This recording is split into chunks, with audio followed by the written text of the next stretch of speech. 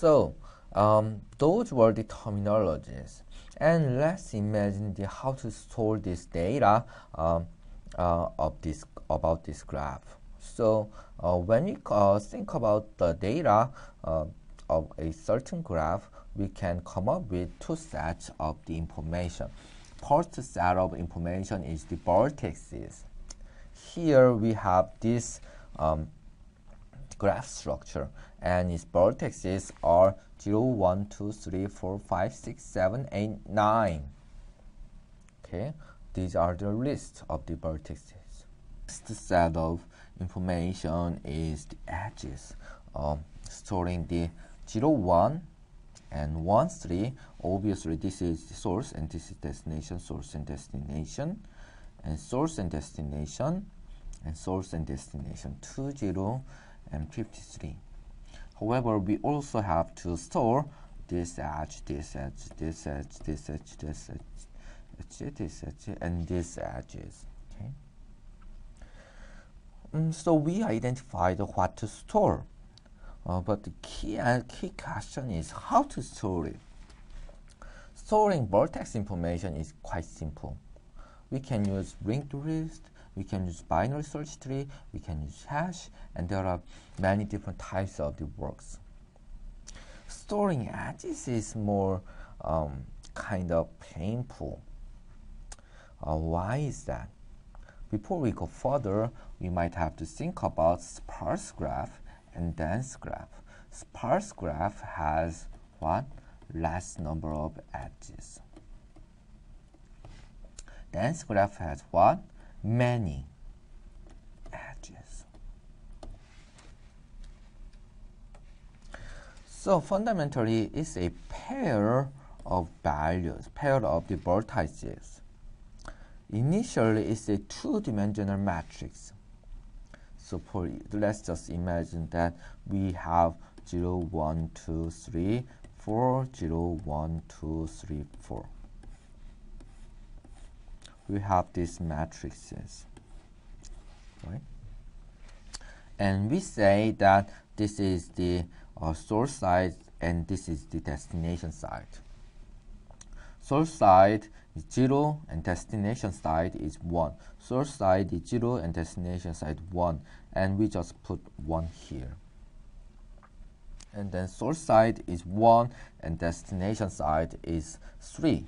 1, 3, so we put 1 here.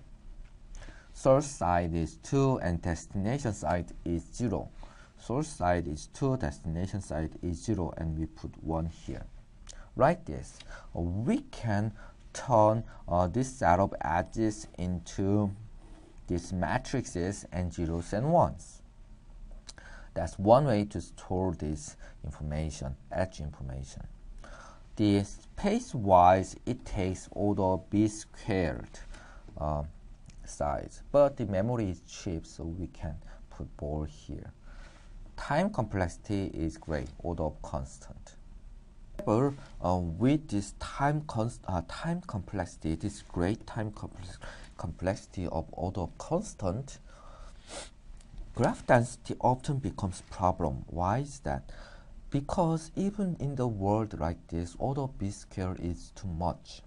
Let's just imagine that we have a paceful graph structure.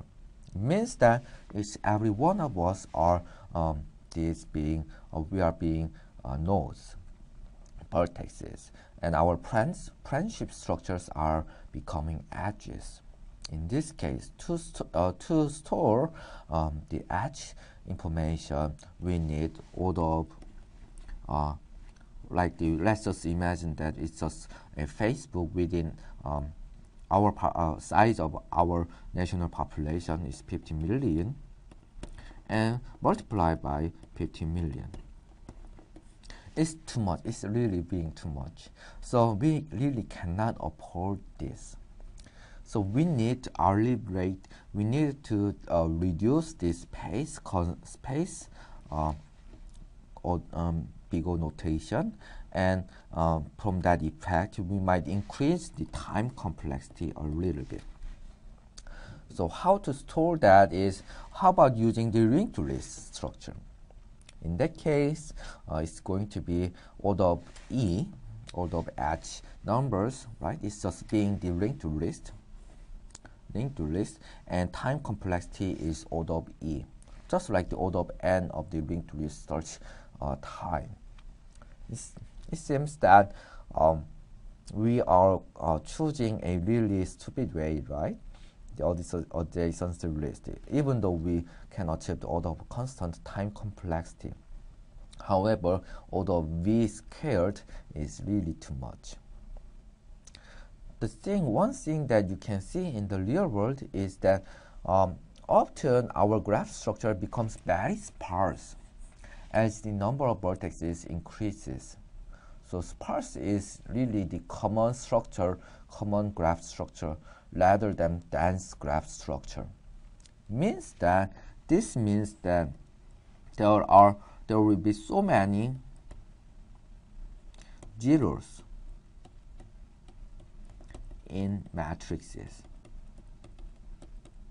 in this matrix. Zero means that there is no link between two vertices. So if we have so many zeros, it means that we are wasting memory space.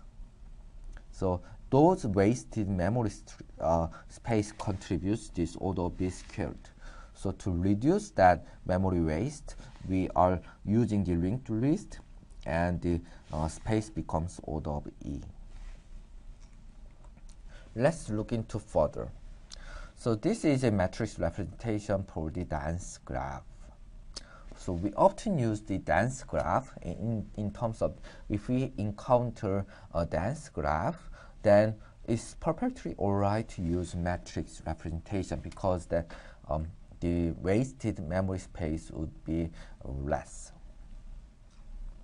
So array representation is the adjacency matrix, and linked representation is the adjacency list. And what we are doing here is the adjacency matrix. Adjacency matrix is like this. Vertex I, between vertex I and vertex J, if there is an edge, then we put 1 here. Otherwise, we put 0. Like this. AA, no, there is no self-link. So we put 0 here. And AB, it doesn't start from A, right? It starts from B. So BA, we put 1 here, but AB, we put 0 here, like that. So we complete these 16 cells with 4 vertices. And weighted graph, actually we can put the edge weight value instead of 0 and 1. So here we put here this was 1 before, 1 or 0, but here instead of 1 or 0 we put the edge weight here. 5 here we put the edge weight here. Okay, so it's very simple. And after completing this matrix representation, we can see whether these two vertices have an edge or not. We can identify that with constant time. List representation for this sparse graph. If you have a sparse graph, means that you better use the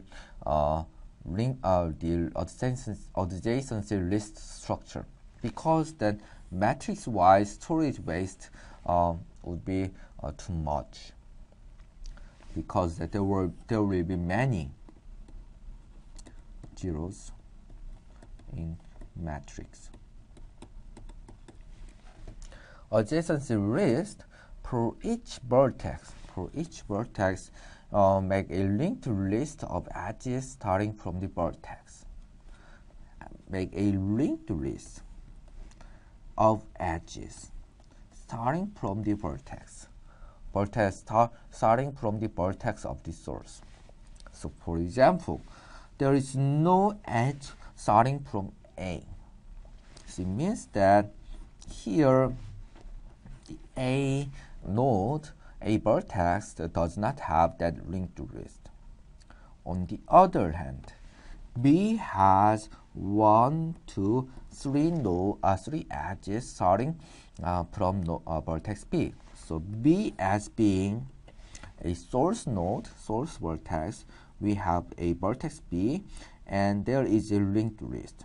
Linked list starting from vertex B, pointing at A7, and the next thing is C11 and D5.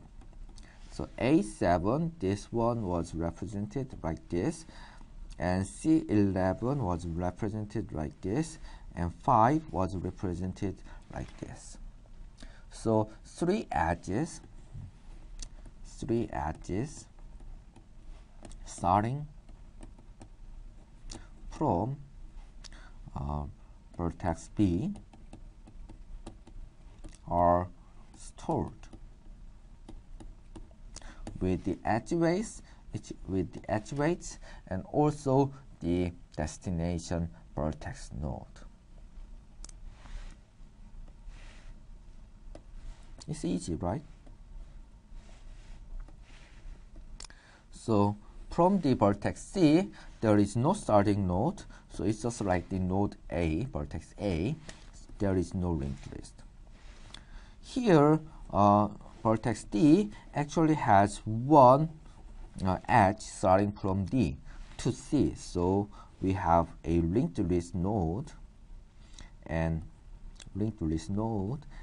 stores the destination vertex as well as the weight.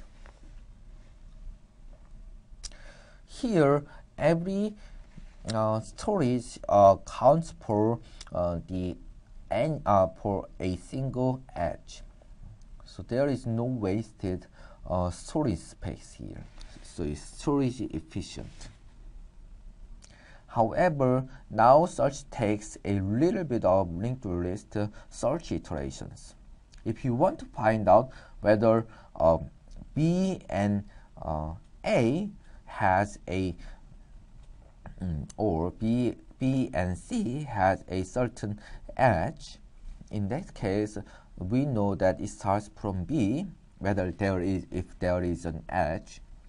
Then we go to revisit this vertex and follow the linked list to search for C. No, it doesn't match. Actually, it matches. So there is an edge between B and C with the weight of 11. Previously, we can identify whether there is an edge or not with a simple the search on the matrix. It was a constant time. However, this requires a linked list search operation. It means that it will take a little bit more time than the matrix representation.